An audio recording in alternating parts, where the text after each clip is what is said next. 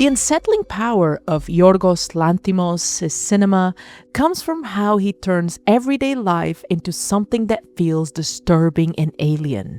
In Lanthimos' cinema, nothing feels natural, conversations are emotionless, camera angles feel wrong at times, and even laughter sounds off.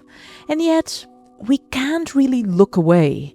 In this video, we'll be seeing how Lanthimos uses distinctive filmmaking techniques, cinematic storytelling, and innovative sound design to create this, at times, unbearable discomfort and draw viewers deep into his unique vision.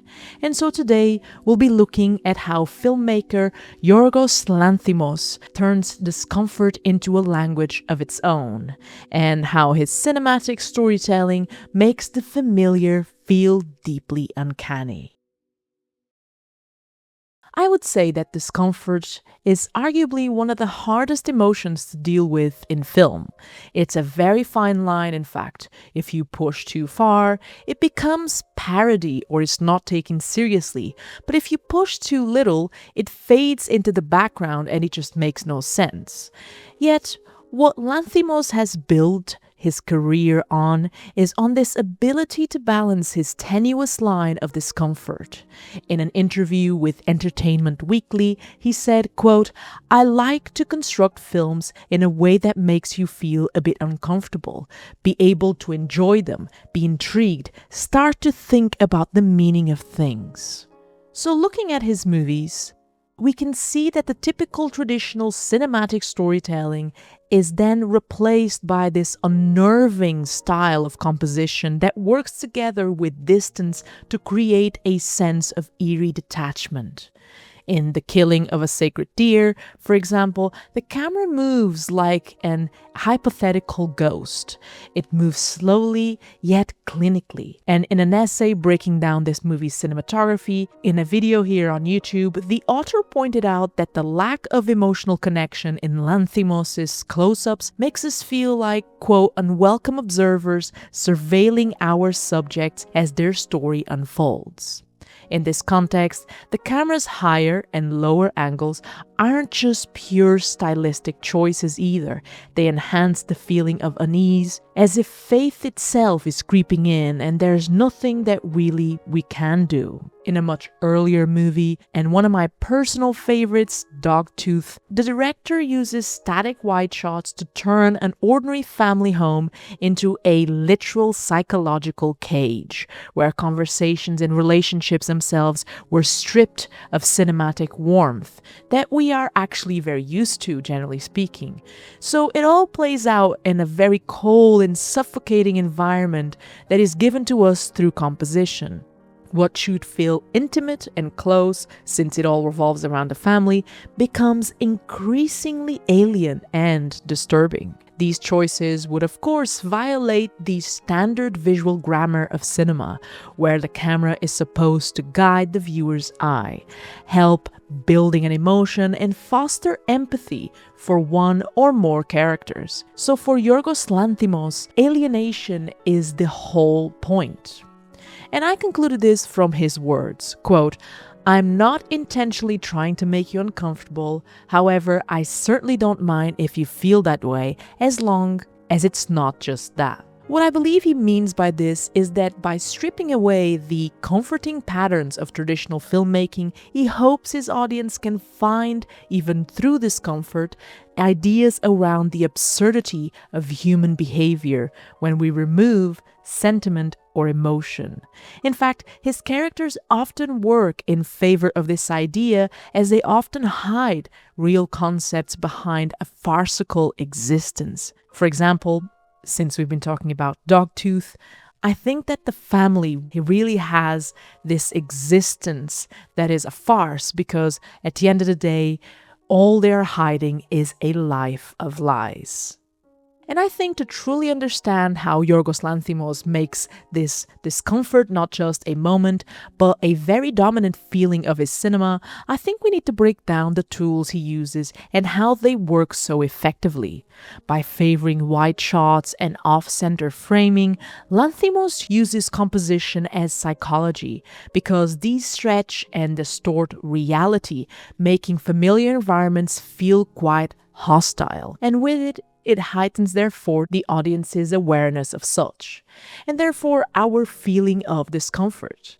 When characters stand close to each other, the lens tends to almost warp them apart, which leads to an interesting result that, in my eyes, can be read as almost establishing a sort of emotional distance.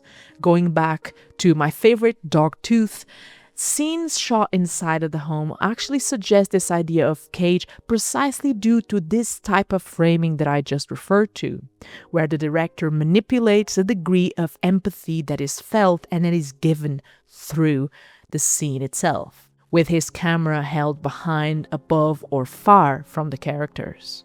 By not putting us close to them, what he essentially does is turning us, the viewers, the audience, from participants to mere observers. And in doing this, us, the audience, I would argue, lose our emotional safety due to the fact that this language is something that we're simply not used to. So the feel of unease creeps in, followed by this need to rationalize what we're seeing. And I'd also like to touch on sound design, which is also an interesting technique the director often employs to amplify tension.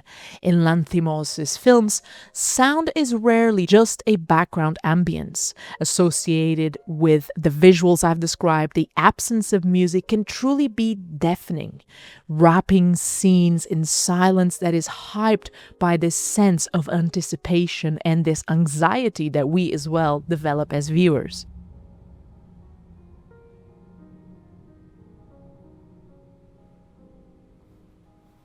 And when music does appear, however, it's often, I notice, quite abrasive or somehow oddly cheerful, not really matching what one's expectation is. Stephen?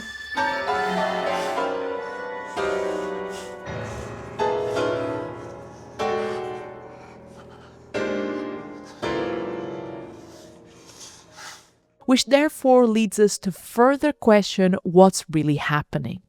And lastly, I would also add that another pillar in Lanthimos' uncomfortable cinema is acting, or rather the layered performances from the actors. Similar to some of Robert Besson or even David Lynch's movies, actors in Lanthimos' films deliver lines evenly, almost mechanically, as if genuine emotion has been stripped away.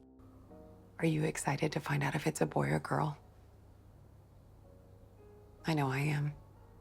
Isn't it wonderful? This, of course, is an intentional detachment, and this intentional deadpanning, which is what I would call them, exposes the true absurdity of social behavior and social rituals, hinting that much of human interaction and presence, especially in a group, is rather a performance. By presenting, therefore, emotion as distance and introducing discomfort rather than resolution and emotional connection, as standard cinema language would, the director challenges our natural senses of empathy and forces us to interrogate not just the characters, but our own reactions to this strangeness on screen. What do we truly see? Why is it making us feel a certain way? So all in all, these methods work because they're used with precision. Lanthimos disrupts and at times really deconstructs standard cinematic language through his own takes on composition, camera movement, sound, and performance in order to make us absorb the film's message and meaning. And so, through discomfort, the director builds empathy from the outside in, shall I say, asking us not to just feel, but also to rationalize what is happening, what we feel, and why do we feel it. That's what I think it's at the heart of what I would like to call the art of uncomfortable cinema by Yorgos Lanthimos, a mirror that doesn't flatter, but rather one that reflects on some very deep and sometimes disturbing human truths. And if you want more deep dives into filmmaking or you have some thoughts on this video, let me know in the comments and I'll catch you in the next one. Peace.